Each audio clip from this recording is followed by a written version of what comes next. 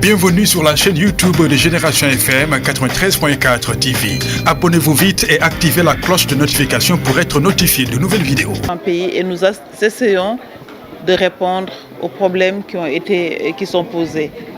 Il se pose que parmi les vulnérabilités des pays par rapport au VIH, il y a des questions liées à la transfrontalité. Vous pouvez le comprendre, les populations qui sont dans les zones transfrontalières partagent les mêmes langues, les mêmes cultures, les mêmes coutumes, mais aussi les mêmes comportements, les mêmes vulnérabilités.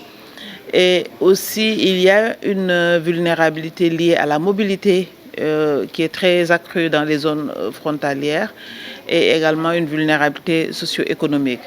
Donc c'est tout ça que nous partageons entre les trois pays, la Gambie, la Guinée-Bissau et le Sénégal. Donc il y a quelques années, nous avions réfléchi ensemble à un plan d'action commun et nous avions mis en place une plateforme de coordination de la gestion transfrontalière de la lutte contre le sida, du VIH-Sida. Donc l'atelier d'aujourd'hui, c'est de voir comment redynamiser cette plateforme, parce que pour la rendre encore plus fonctionnelle, pour qu'elle puisse répondre aux objectifs que nous nous sommes fixés, qui sont des objectifs ambitieux dans la lutte contre le sida.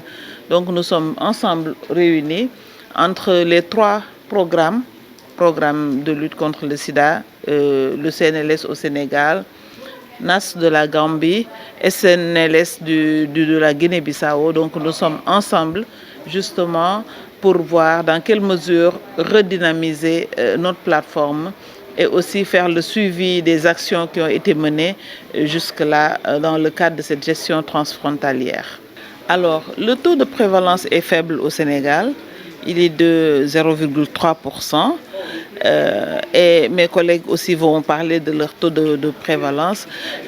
Mais ce qu'il faut noter, c'est que partout, dans tous les pays, le taux de prévalence est en train de baisser. Ça baisse, ça a baissé au Sénégal, ça baisse en Guinée-Bissau, ça baisse aussi en Gambie.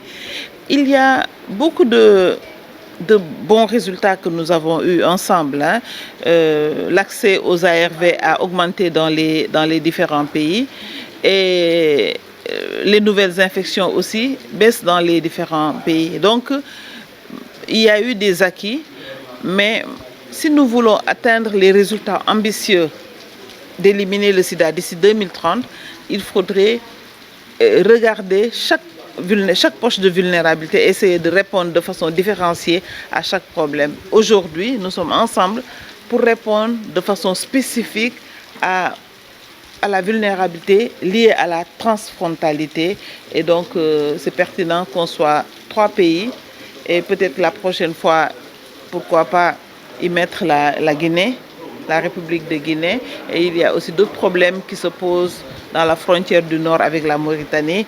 Et peut-être que la Mauritanie pourra plus tard rejoindre cette plateforme. Ce que je peux dire, je ne veux pas stigmatiser une région, mais il y a